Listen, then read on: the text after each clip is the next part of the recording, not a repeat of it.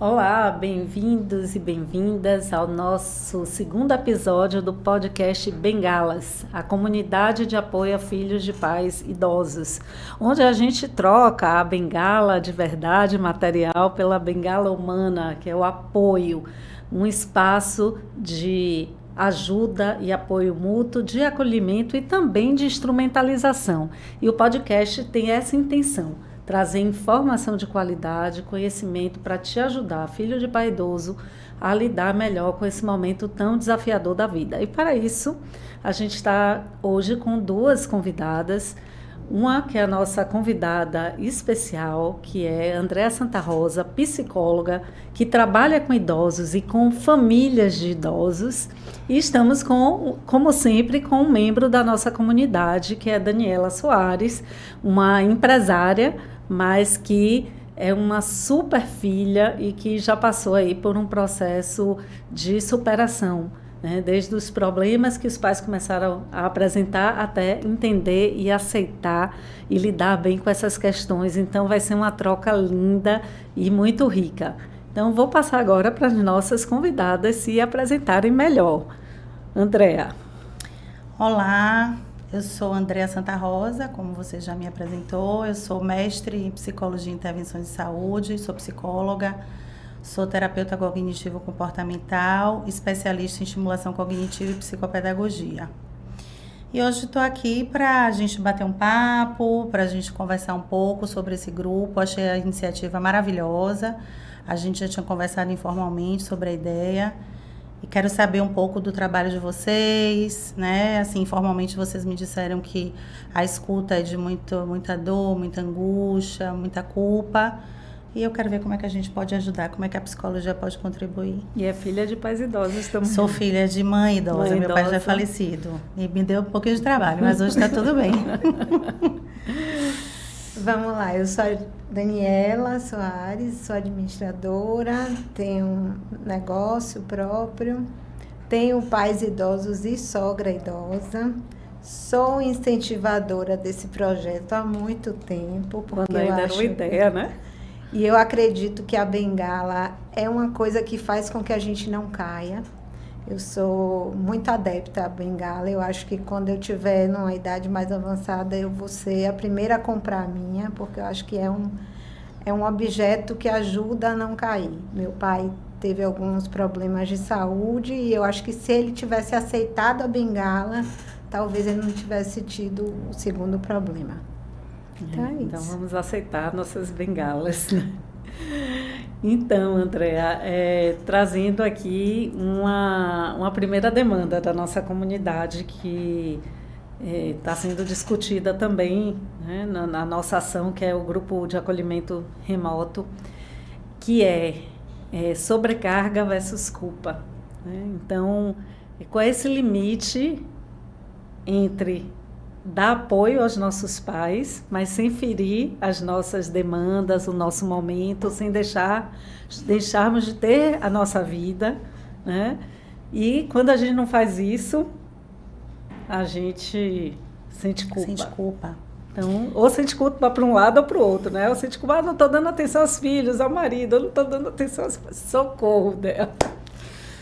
Eu acho que o grande desafio da nossa existência é esse equilíbrio, né? A gente tentar equilibrar os desafios que nos são dados. Então, a gente tem essas demandas quando a gente recebe os filhos, quando os filhos nascem, como é que eu vou voltar a ser mulher, como é que eu vou dar atenção a essa cria, a essa casa, a esse parceiro, como é que eu vou cuidar desse filho, da minha profissão, como é que eu vou cuidar da minha profissão, do meu filho, dos meus pais. Então, esses desafios, eles sempre vão existir e equilibrar isso faz parte da nossa existência. Veja só, não é um momento fácil porque nós estamos numa idade de franca ascensão, todos nós, e hoje a mulher principalmente quer estar no mercado de trabalho, quer trabalhar, quer se desenvolver, quer saber quais são seus potenciais, e eu acho isso fantástico, né? Talvez a gente tenha tido experiências de algumas mães aqui que tenham tido isso, mas eu, por exemplo, não tive. Minha mãe, quando eu nasci, ela abriu mão da parte profissional dela para ser dona de casa. Então, eu, do meu ponto de vista, acho que ela perdeu bastante. Mas ela deve ter achado que ganhou, e eu ganhei enquanto filha. Talvez eu tenha ganho enquanto filha. Então, a gente tem desafios. E qual seria o melhor, né? Abrir mão disso e cuidar dos pais, abrir mão disso e cuidar dos filhos. Não saberemos, né? A gente vai estar sempre naquele dilema. O que eu preciso escolher? Eu brinco lá em casa que a gente precisa fazer uma lista de prioridade. O que é prioridade naquele momento? E a gente precisa, nessa lista, ir, de fato, dando atenção ao que for prioridade.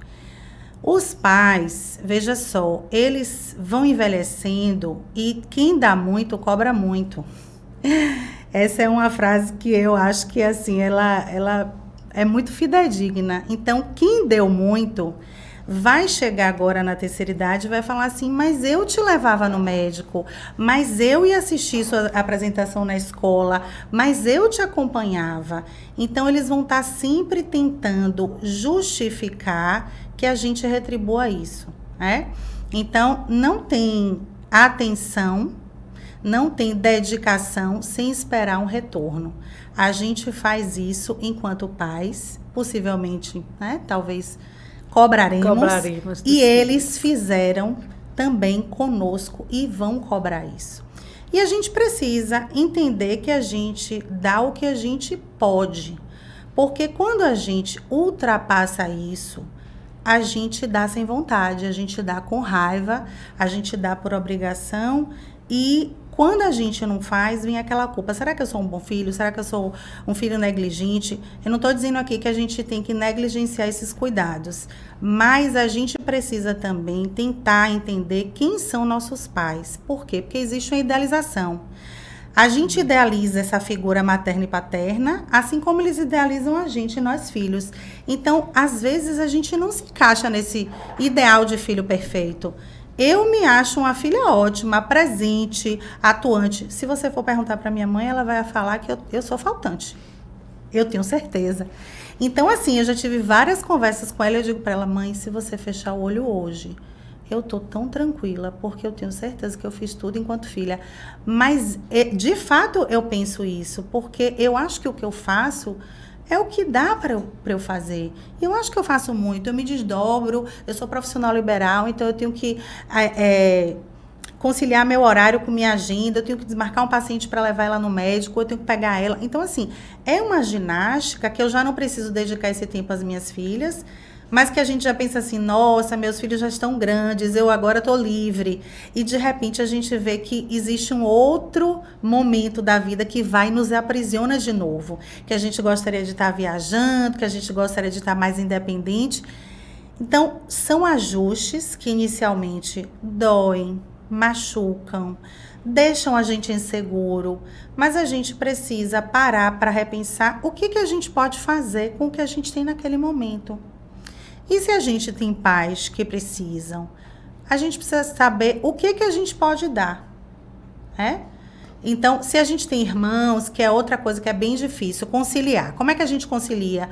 Às vezes, essas responsabilidades caem toda para o feminino, que eu particularmente não concordo de jeito nenhum. Mas por que cai para o feminino? Porque lá atrás se foi construído que isso é maternagem, esse acolhimento, esse cuidado é um papel da mulher, é um papel do feminino. Não, o filho também pode cuidar. Eu atendo pacientes da terceira idade e eu digo para eles que a gente pode aprender tudo. Então, se eu acho que uma pessoa idosa pode aprender, eu acho que um filho também pode aprender. Pode aprender a trocar uma fralda, porque ele pode aprender enquanto pai, porque ele não pode aprender enquanto filho. Então, a gente precisa também repensar muitas coisas que são trazidas do passado, que a gente, enquanto mulher, está precisando mexer com a sociedade para que a sociedade repense, porque a gente tem um lugar diferente hoje na sociedade. Então, assim, essas culpas, eu brinco muito, as mulheres são os seres da culpa, né? A gente carrega a culpa como mãe, a gente carrega a culpa como filha, a gente já, ai meu Deus, será que eu falei aquilo? Será que é aquela pessoa, né? A gente está sempre preocupado se a gente está agradando, desagradando, e talvez isso também vinha de uma educação, né? Da moça, da boazinha, da educada, da legal, da que tem que dar as respostas sempre prontas e o que o outro quer ouvir. Sempre. E a gente precisa também repensar isso, né? Eu sei que não é fácil, às vezes, a gente dar um não para pais que a gente sempre disse sim. É uma repercussão muito negativa, porque eles estão acostumados com aquele sim, e a gente vem e fala assim, não, pai, hoje eu não vou te levar no médico. Como assim? Você não vai? E aí é aquela situação que você fala assim, ai meu Deus, será que eu sou ruim porque eu não levei uma vez na minha vida ele no médico?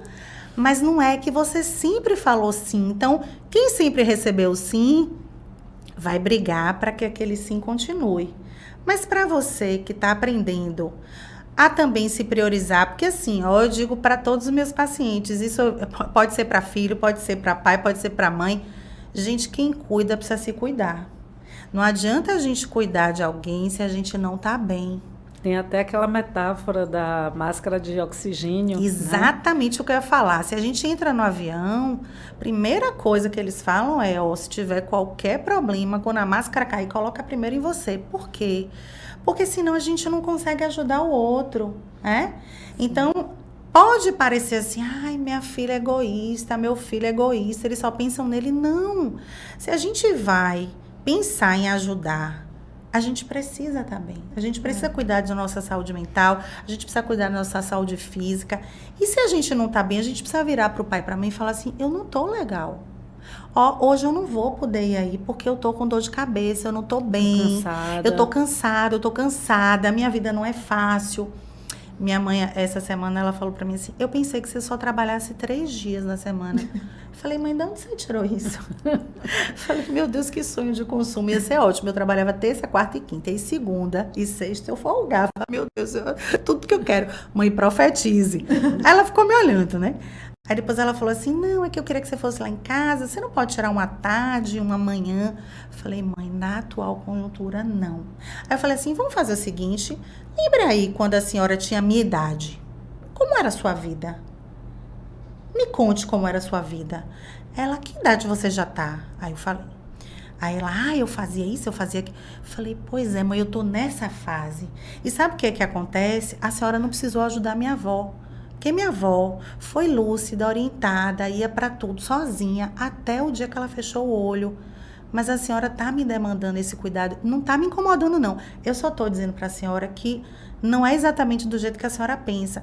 Então, às vezes, a gente precisa parar. Claro, a gente, às vezes, o marido aborreceu a gente, o filho tem uma demanda específica, a gente tá ali no olho do furacão, a gente não tá com aquela paciência São outros seres demandantes. Exatamente. Marido e filho. Eu acho que às vezes é muito tênue, né? Eu Isso. sou uma filha que eu sou muito maternal. Sim. Então, quando meu pai teve AVC, eu virei quase que a mãe dele. E meus 2 irmãos são homens e achava assim, que meu pai 2 meses depois tinha que voltar a andar de bicicleta.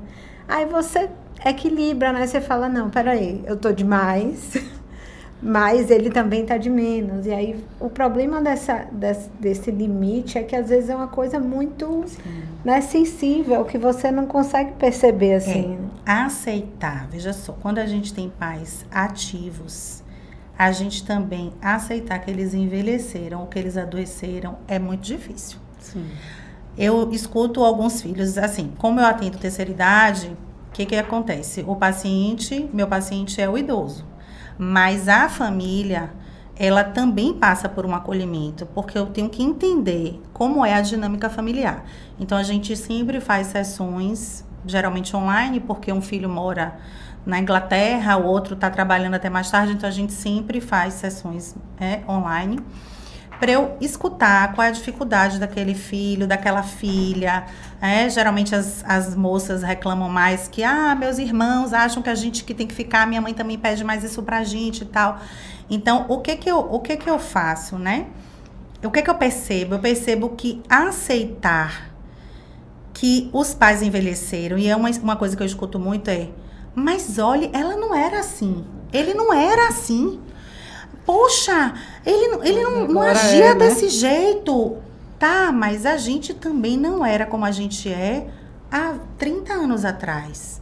As pessoas, elas não ficam iguais, né? Não, e a gente se depara nesse momento também, Andréa, com a nossa própria velhice e finitude, né? Porque você está ali estranhando aquilo que está acontecendo e talvez até inconscientemente se perguntando, né? E como é que eu vou envelhecer? Né?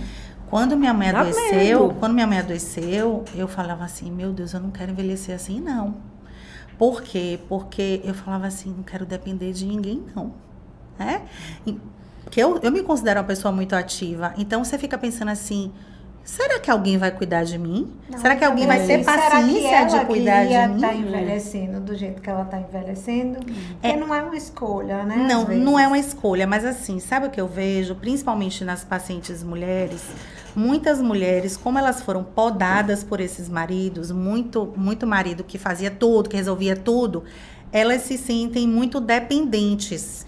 Então, quando esses maridos, eles falecem, elas querem que esses filhos cuidem dessa parte que elas não sabem cuidar. Exato. Então, eu tenho, Andréa, mas eu não sei fazer isso. Eu falo, mas a gente pode aprender. Então, assim, intermediar isso para eles entenderem qual é o momento dos filhos e falar para eles que os filhos compreendem. E muitas vezes, gente, é tão interessante porque eu falo assim, não, mas a senhora ou o senhor me falou que sua filha veio aqui. Aí, veio. Aí eu falo assim, então não aconteceu do jeito que a senhora desejava. Eu digo, não, então eles dão atenção para você. Então, trazer eles para uma consciência que existe um acolhimento dos filhos, existe a presença dos filhos, é muito importante. Porque, às vezes, o que eles pensam assim? Se não foi do meu jeito, eles não me dão atenção. Sim. Eles não são filhos presentes. E é isso que os filhos escutam. Então, muitas vezes, essa visita, ela fica insuportável, porque quando você chega assim, oi pai, oi mãe, você não me liga. E aí você ouve como mais uma cobrança, você ouve como mais uma crítica. E deixa de ser um prazer, porque você queria abraçar, você queria se deitar no colo, você queria dar risada, porque você já está cheio de cobrança, você não aguenta mais ouvir nada. Então tem uma relação de afeto também, que claro que é diferente de mim, que sou profissional, porque às vezes os filhos falam, André, mas que você é diferente. Eu falo, mas eu não tenho essa relação de afeto, né? Com minha mãe a intervenção também é outra. O profissional de minha mãe é outro, não sou eu. Eu não consigo esse alcance porque eu sou filha. Claro que às vezes eu consigo sentar, conversar, esclarecer algumas coisas, mas às vezes eu também falo, peraí que eu tenho que respirar. Porque essa semana foi difícil, ela vem com tanta demanda ou então eu saio e falo, mãe, daqui a pouco, né? Como eu fazia também com minhas filhas quando eram pequenas. Então, agora não, daqui a pouco. E aí eu saio, depois eu volto para poder, senão a gente explode mesmo. Porque a demanda do dia a dia, gente, é muito frenética. O André, você falou que você é terapeuta cognitivo-comportamental e uma das bases da TCC é a psicoeducação. Sim. Então, como é essa psicoeducação com o idoso e como é essa psicoeducação com esse filho de pai idoso para que ele consiga lidar, né, com esse momento? Com o idoso, o trabalho de psicoeducação é que ele entenda a fase que ele está vivendo. Muitas vezes, uma doença, por exemplo, estou lembrando aqui de um paciente, um problema no joelho que afete a mobilidade dele, a socialização. O que acontece? Isso é um fator para que ele se isole. Ou até que nem seja uma doença, mas que ele note que ele está mais lento, que a marcha dele mudou. Isso ele percebe, ele não aceita. Isso, principalmente os homens, né? Quando eles percebem que a parte cognitiva está mudando, que o raciocínio já não é tão rápido. A incontinência é uma coisa que mexe, porque a mulher bota a fraldinha dela, a calcinha, a fralda numa tranquilo, boa. O homem não. Aí ele vai num dia de domingo com o neto, e o neto fala, embora meu avô. Ele fala, não, vai, depois eu vou. Aí ele vai começando a perceber que ele tá ficando para trás. Porque aquele neto, ele não tem consciência que ele tá dando pressa no avô e que aquilo vai repercutir negativamente. Ele não tem nem consciência que o avô tá mais lento e que a marcha dele é outra. E isso vai fazendo com que ele fale assim, não, eu não quero ir não, vão vocês. E o idoso vai isolando. Então, trazer à tona para eles o que é a velhice, quais são os processos de envelhecimento, o que é que pode acontecer, se tiver um problema de mobilidade, se tiver um problema cognitivo, o que é que a gente pode fazer? Então, problema cognitivo, a gente entra com atividade. Problema de mobilidade, geralmente a gente solicita um fisioterapeuta. Então, a gente vai possibilitando esse idoso que ele entenda que a velhice não é o fim, que existe possibilidade de ter uma velhice com qualidade de vida. Sim. Certo? Com esses Bacana. filhos, é trazer essa consciência de que, a velhice chegou, né? Eu sei que, por exemplo, eu falei para um filho de uma paciente, porque ela queria fazer uma cirurgia de joelho e também ela queria trocar a funcionária da casa dela, que já tinha séculos. E aí eu liguei para o filho dela e falei, presta atenção, na nossa geração, quanto mais rápido, melhor. A gente quer tudo para ontem. Se a gente puder ligar, dirigindo, resolver com a funcionária, fazer mercado por telefone, chegar em casa e já as compras estiverem guardadas, para a gente tá ótimo. Para o idoso não funciona assim. Então, o que a gente vai fazer? Eu vou perguntar para ela o que ela quer primeiro. Se ela quer fazer a cirurgia ou se ela quer mudar a funcionária. A gente vai atender a demanda dela, porque ela é lúcida e orientada. Ok? Aí eu conversei com ela. A gente não vai fazer os dois. Não, minha prioridade é a minha cirurgia. Eu preparei ela toda para esta cirurgia. Ela fez a cirurgia, não trocou a funcionária, está ótima com a funcionária e nem sei se trocará, porque a funcionária tem 40 anos com ela. Então, veja que é dizer para esses filhos também como é esse funcionamento, como essa troca interfere na parte cognitiva, no equilíbrio emocional desse idoso, como essas relações podem interferir. Então, às vezes, ele está numa mesa, sentado assim, numa reunião de família, e ele está ali, parado, ele não está falando nada. Eu canso de ouvir eles falarem isso. André, eu estava ali, mas eles conversavam entre eles e eu não me sentia ali contemplada, eu não sabia o que eu falava. Eu fui assistir televisão. Então, é falar isso para esses filhos, né? De repente, bota na conversa, pergunta assim, não, e quando era do tempo da senhora e do senhor? Como era isso? Porque assim, gente, eles são de uma riqueza de informação, de conhecimento, de vida, que é, assim, para mim que trabalho, é um presente. Quando eles deixam eu entrar na vida deles, eu ganho presentes. Tem uma paciente que a gente conseguiu gravar a história de vida dela, porque ela ia fazer aniversário, e aí eu mandei para a família. A outra, a gente fez um álbum de fotografias para remontar, para ficar para o filho. A outra, ela é, assim, muito interessante, ela gosta de ler, e ela não queria levantar, né? E eu consegui tirar ela da cama através de um tema que ela gosta, que é São João. Botei ela para dançar São João comigo, junto com a fisioterapia, junto com a geriatria. Foi um trabalho em parceria, foi um trabalho lindo. Até coloquei lá, tá lá no meu Instagram, a gente dançando. E aí depois ela voltou a ler, ela lê muito, ela tem uma biblioteca na casa dela. E o filho dela falou assim, minha mãe é outra. Bacana isso. Então, assim, resgatar essas pessoas e mudar o olhar deste filho para esses pais, porque aí você não reconhece esse pai como um todo, como ele já foi, porque não tem como, mas você reconhece aquele pai e aquela mãe. Não, esse é meu pai, essa é minha mãe, né? Mas, claro, com limitações. Sim, eu mesma tive muita dificuldade tive que trabalhar, que é outro ponto, né? Quando esses filhos não dão conta deles próprios buscarem apoio psicológico. Porque eu tive muita dificuldade de entender que os pais da minha cabeça não eram mais meus pais de hoje. Eram outros pais, né? Então, são os mesmos, mas só que não. Então, isso é difícil. E um ponto também que você trouxe, que hoje eu estou tentando fazer, que eu aprendi também nesse processo da psicoterapia, foi que eu tenho que pegar, porque meus pais se queixam muito dos netos, que os netos não interagem muito, vão para o almoço no celular. Então, de fazer os combinados, olha, no almoço, sem celular. E aí, o que é que você vai perguntar para seu avô, para sua avó? Vamos pensar aí, quais são os assuntos que podem interessar ele? Ah, futebol, né? Eles adoram esporte, então fala do futebol, do vôlei, o que mais, né? Aí, não fala de política, que dá confusão, porque o neto vai para uma linha, o avô vai para outra. Então, assim, eu sinto que tem como aprender isso, né? Eu não sabia o que fazer. E eu não sabia como orientar meus filhos, e graças à psicoterapia, onde eu fui compreendendo isso, eu fui também aprendendo, né? Que é o processo da psicoeducação.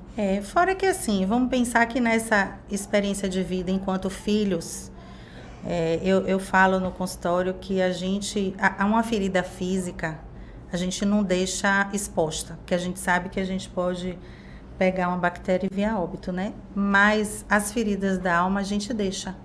E às vezes a gente vai, enquanto filho, acumulando ferida desses pais, dessa relação, até por conta de uma idealização, né? Então, às vezes a gente espera, poxa, quando eu tiver adulta, quando eu for mãe, eu quero que minha mãe me ajude, eu quero que minha mãe cuide dos meus filhos, Mas, às vezes, aqueles pais, eles não entram nesse lugar, né? Uhum.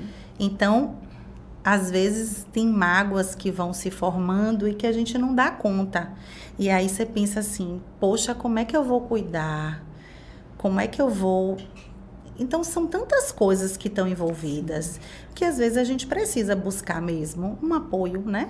A gente precisa buscar uma terapia, um psicólogo, fazer uma psicoterapia para a gente entender por que isso está mobilizando tanto a gente, né? Por que a gente está tão mexido com esse processo e o que a gente precisa cicatrizar em nós, reformular, rever, revisitar, para que a gente possa, de repente, acolher o outro. Né?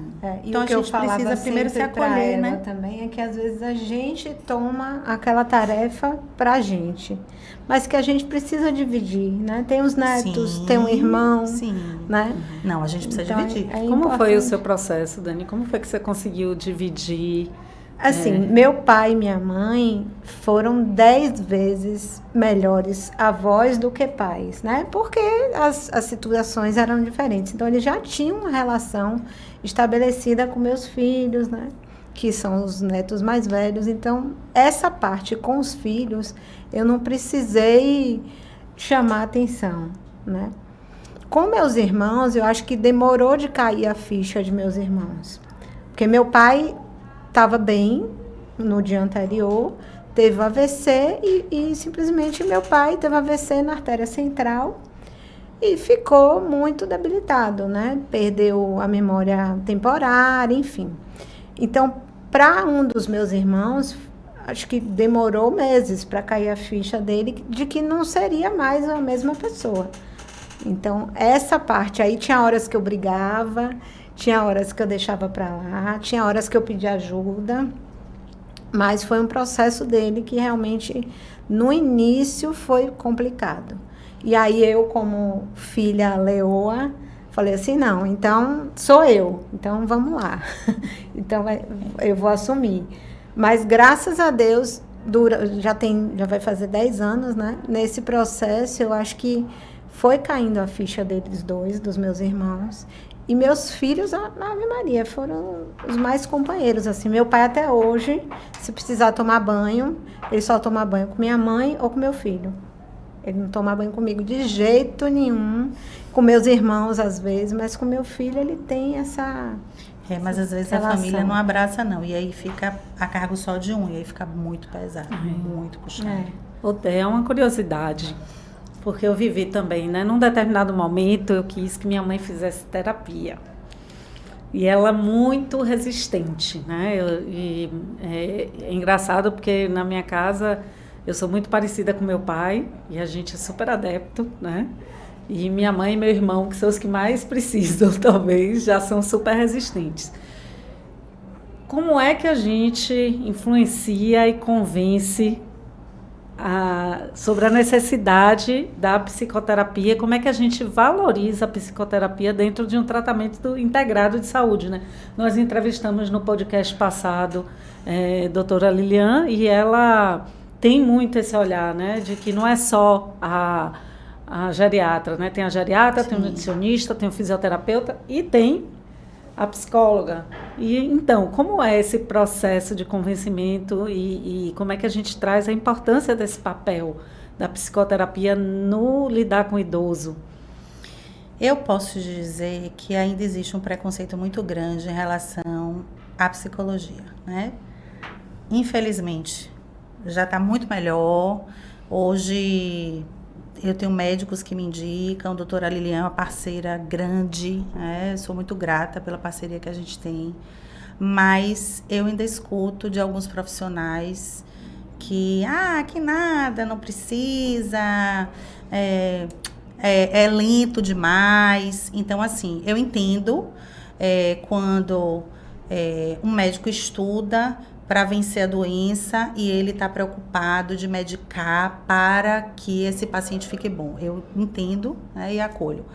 Mas a psicoterapia, ela, como eu te falei, ela entra como se fosse, nós somos um quebra-cabeça. E nós somos um quebra-cabeça desmontado. Então, a psicoterapia, ela entra para poder lhe ajudar a você encontrar suas peças e você ir montando quem é você. Então, muitas vezes a gente nem sabe quem a gente é. E a gente pode chegar na terceira idade sem saber quem a gente é. Existe uma resistência muito grande, por quê? Porque existe um preconceito, que é um conceito pré-estabelecido, que só vai para o psicólogo quem é doido. Sim, e essa geração que hoje está idosa tem fortíssimo, né? Exatamente. Então, primeiro a gente precisa desmistificar que a psicoterapia é um processo de autoconhecimento. Eu digo a todos os meus pacientes, infelizmente, a gente não tem ainda uma cultura preventiva. O que seria uma cultura preventiva? A gente precisa cuidar para não adoecer. Sim. E não buscar uma psicoterapia quando a gente já está adoecido. Isso vai acontecer? Vai. Mas ainda está a passos lentos. Eu tenho pacientes hoje que vêm e falam, eu quero me conhecer. Eu quero... Idosos?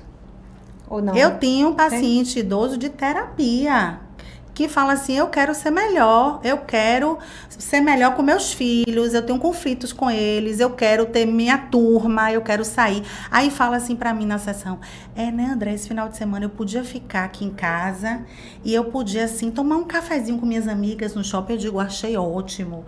Ou então, meu filho me convidou pra ir pra casa de praia. Eu digo, por que a senhora não convida uma amiga? A moça que fica com a senhora no final de semana vai estar? Vai. Então, leve uma amiga e diga assim, olha, meu filho, se você quiser sair com sua mulher para ir jantar, eu fico com a minha amiga. Adorei a ideia, porque eu até prefiro, porque às vezes eles querem ficar rodando, eu me canso. Então, assim... Ou incomodar, né? Exatamente. Que às vezes uma nora fala, que porre no final de semana que a gente tem para descansar e você fica dando atenção à sua...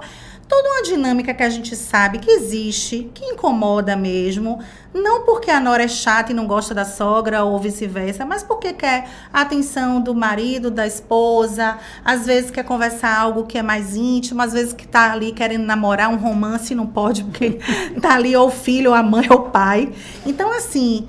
A gente precisa, primeiro, voltando, porque você me perguntou, desmistificar essa história de que só vai para psicólogo quem é doido ou quem tem problema. Uhum.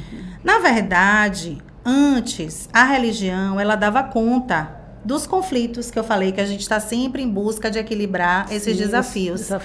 Então, a religião, ela dava conta, mas hoje ela não dá mais, porque...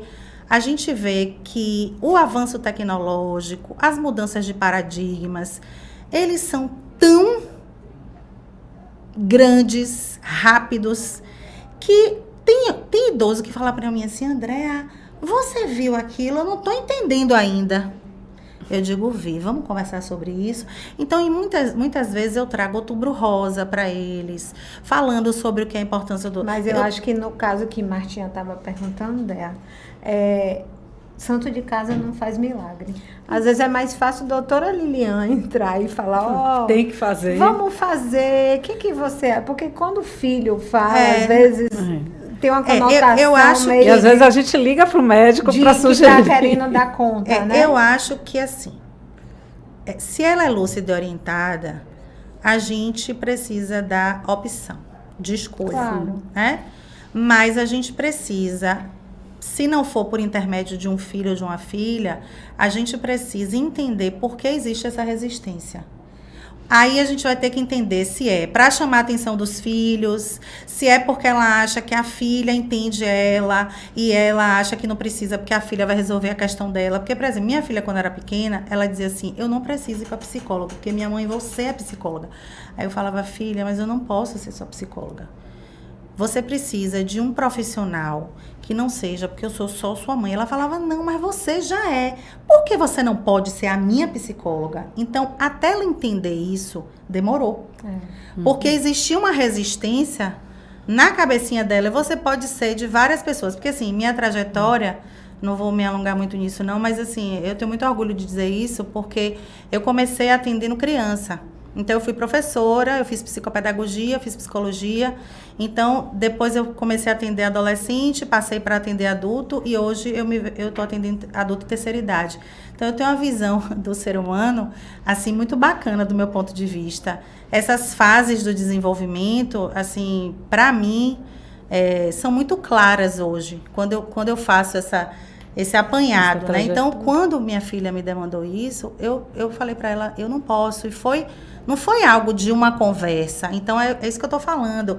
Fazer o idoso entender não é uma explicação rasa aí de filho que está ali, poxa, ela tem que ir. Porque às vezes a gente está com pressa que o pai e a mãe aceite aquilo ali, porque está doendo na gente. A gente quer resolver logo aquilo. Ou porque está tão claro para a gente que Exatamente. A gente não entende como é que não é óbvio para o outro. Exatamente. Eu vim conseguir que minha mãe fizesse terapia na pandemia. Na verdade, minha mãe adoeceu, aí a geriatra dela entrou com um entrou com relatório, a gente conseguiu o fisioterapeuta, psicólogo, enfim. E ela entrou com a equipe, né? Em plena pandemia. Hoje ela faz a terapia dela, ela tem o fisioterapeuta dela e deu continuidade ao geriatra dela. Que é um ponto também bem legal, né? Que é esse médico que tem um olhar vamos dizer assim, dessa fase, né? Porque quando os filhos são pequenos, a gente chama o pediatra, a gente leva o pediatra. Aí depois a gente cresce e a gente fica com médicos especialistas. E depois a gente fica com esses médicos e a gente não volta para o geriatra, que a gente tem que fazer isso, né? Que é algo que está sendo construído também, um olhar para envelhecer. Que nossos pais também não tinham, né? De repente acho que eles dormiam, acordavam e fiquei velho. E a gente também olhava e falava assim, o que aconteceu? A cabeça está toda branca. Mas a cabeça estava branca. Mas para a gente, será que o cognitivo está mais lento? Será que existe algum processo aí de doença se instalando? Então, para a gente também é difícil. E hoje, né? Você falou uma coisa que eu nunca tinha pensado. E hoje a gente faz tanta coisa para não envelhecer ou parecer que não está envelhecendo, né? A gente pinta o cabelo, a gente bota o botox, né? E faz isso, faz aquilo, mas tem uma hora que é lá de dentro, né? E tem um ponto que eu nem falei na entrevista com a doutora Lilian, que eu ainda observo que as minhas amigas que estão vivendo esse momento ainda estão vivendo o momento da menopausa, que já dá um nó em tantas outras coisas. Não estou dando conta de mim, não tenho força nem energia para dar conta de mim, para ainda mais dar conta. Não, porque aí altera o sono, a gente fica mais irritado. Não entrei ainda não, mas devo estar aí no climatério, né? Breve. Pois é, mas então, a gente não está vendo a ruga, a gente não está vendo o cabelo branco, porque a gente disfarçou aqui. Mas vem uma coisa de dentro que diz assim, ó, tá batendo aqui na porta, chegou, né? Sim, e é isso, essa aceitação, ela precisa vir com naturalidade, né? Eu vou envelhecer, esse processo vai ser dentro, vai ser fora. Fora eu cuido, dentro eu também cuido, porque aí a gente entra com estimulação cognitiva, a gente entra com interação social, a gente entra a aprender mais uma língua, a gente entra, enfim, para poder a gente melhorar esse envelhecimento e ter qualidade de vida, né? Então, a gente pode aí pensar em várias coisas para que nós, da nossa geração, não envelheçamos do jeito que a gente está vendo os nossos pais. Isso vai garantir? Não, mas a gente pode melhorar. Né? É. E, assim, quando a gente fala dessa relação que abrem as feridas e tudo, eu costumo dizer, outro dia a gente estava discutindo no grupo sobre finitude, e eu costumo dizer, antes da morte vem muitas mortes, né? Sim. Então vem a morte da beleza, vem a morte da mobilidade, vem a morte da energia, do cognitivo. Então, são muitas mortes antes da morte, que eu acho que a natureza é sábia, né? Que ela já está nos preparando e nos levando a um amadurecimento, nos convidando a olhar para isso, a esse processo de aceitação. Mas, ao mesmo tempo, tem todo um movimento que cria muita resistência a tudo isso, né? Quando eu estava concebendo até o Bengalas, eu estava falando, a gente é uma cultura, essa nossa cultura, ela é muito passional, ela é muito imediatista, e ela não prepara a gente para reconhecer a sabedoria do idoso, que foi isso que você falou. Poxa, tem uma riqueza, não prepara a gente para aceitar a finitude, né? Então, eu fico imaginando que é difícil trabalhar esse preconceito que você falou, porque tem toda uma questão sociocultural aí remando contra, além desse preconceito do terapia é coisa de maluco, né? Tem tudo isso de não pode falar de morte, né? Sim. Meu marido, por exemplo, ele é empresário, está organizando a vida dele, e aí minha filha fala, pai, não fale disso, né? Então a gente tem preconceito de falar da morte, a gente tem preconceito com o idoso, tem o etarismo, né? Então eu não posso ficar velho. Aí vem, que eu acho bacana um lado disso, que é você envelhecer saudável, mas por outro lado tem também um movimento aí, que é você não envelhecer, que isso não é saudável, né? Negacionista. Então, enfim, é tanta coisa. É porque a gente tem uma cultura do que envelhece a gente descarta. E isso talvez, né, também valha para nós e para a terceira idade. Nunca tinha pensado sobre isso. Então, quando você tem uma roupa velha, você descarta. Quando você tem um sapato velho, você descarta. Em países de primeiro mundo, você doa. A gente já vê, por exemplo, em shopping, aqueles containers de uma roupa velha, você bota ali para você doar para quem precisa, porque você não precisa, mas talvez alguém precise daquela roupa. Então, eu acho que está começando. Eu acho que falta também ainda muito nas escolas, né? Essa troca de chamar os idosos no dia... Por que tem dia do pai, da mãe e dia dos idosos chamar não, tem dia do avô, né? Tem dia do avô, mas ainda é um movimento pequeno, porque o que Marta traz, assim, eu acho que é para eles demonstrarem o quão rico essa relação pode ser.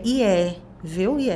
Quando a gente começa a conversar com eles, é porque no dia a dia, como a gente tem muita intimidade com os pais, infelizmente, é que nem aquela relação com o filho, sabe? Eles chamam a atenção, às vezes, pela pior via. Os pais, às vezes, fazem isso. Eles dão pra gente o pior que eles têm, assim, aquela chatice, aquela cobrança, aquela briga, aquela birra, porque idoso faz birra, né? Igual a minha pequena, eles fazem birra. Às vezes eles me contam, eu fiz isso mesmo. Aí eu dou risada. Eu digo, mas por quê? Não, eu fiz mesmo, porque não, ainda mais com cuidador, viu? Eu fiz porque teve um dia que a paciente falou assim, eu levei 3 horas na mesa para comer. Eu fiz de propósito, porque ela não quis botar mais uma colher do que eu pedi. Eu falei, mas a senhora não precisa ficar 3 horas na mesa, porque o bumbum da senhora deve ter doído. Não, eu fiquei. Então, a gente vai discutindo essas questões. Só que, veja só, voltando porque a gente estava falando, a gente precisa pensar como a gente vai mostrar para os nossos filhos o que eles têm de bom para dar nessa relação que, às vezes, eles querem ser o que eles são. Porque eles não vão ser como ele é com você, como minha mãe é comigo, como seus pais são com você, com qualquer pessoa. Por exemplo, se você chegar lá em casa, você vai conversar com minha mãe, você vai falar, nossa, sua mãe é maravilhosa. Que fofa! Pronto. Ela vai querer lhe dar o melhor dela, mas comigo, na intimidade, sabe? Aquela cobrança, aquela alfinetada, aquele que eu falo, mãe, hoje, de novo, será que tem que ter isso agora? Entendeu? E às vezes minha irmã já tá mais assim, e aí já, poxa, mas às vezes eu tô naquele olho do furacão. Enfim, que cada filho vai reagir de um jeito. A outra já não fala nada, já é bem mais, né, light, aí fala, dá risada, aquela coisa que já leva daquele jeito. Então, assim, cada filho vai ser de um jeito. Como é que a gente pode, né, acessar? Eu acho que essa é a virada. Como é que a gente acessa nessa relação o melhor deles? Eu acho que essa é a virada. Como é que a gente faz para eles chamarem nossa atenção com o que eles têm de melhor? Talvez essa seja a nossa dificuldade, nosso maior desafio com pais da terceira idade, né? Porque quando os pais, eles são pais jovens, é massa, eles acompanham a gente, eles tomam eles heróis, sentam, né? É massa. Mas quando eles estão nessa pegada de chamar atenção da pior maneira, é que nem filho. Aí chora, se joga no chão, aí você fala, meu Deus, o que eu faço com essa criança? Idoso é a mesma coisa. Gente, chegou o nosso tempo, mas eu acho que a gente fechou com chave de ouro, né? O que é que a gente faz para acessar o melhor deles?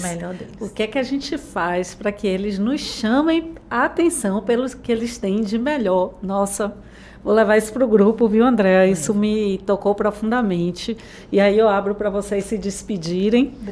Obrigada, foi um prazer, né? Espero que eu tenha ajudado, que eu tenha contribuído aí com a reflexão de vocês, com essa dor que tá aí, ó. Que eu sei que, assim, talvez diminua um dia, no outro ela pulse mais, no outro ela... Mas estamos juntas. Eu quero agradecer também por estar aqui, por esse projeto ter saído do papel, e por ter trocado essa tarde com você e com Martinha. Nossa, eu que agradeço a disponibilidade de tempo de vocês e como eu aprendo, gente.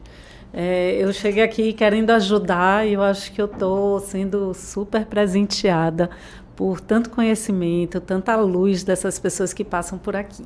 Então, nos vemos no próximo episódio do Bengalas, o episódio 3. Um beijo e até lá.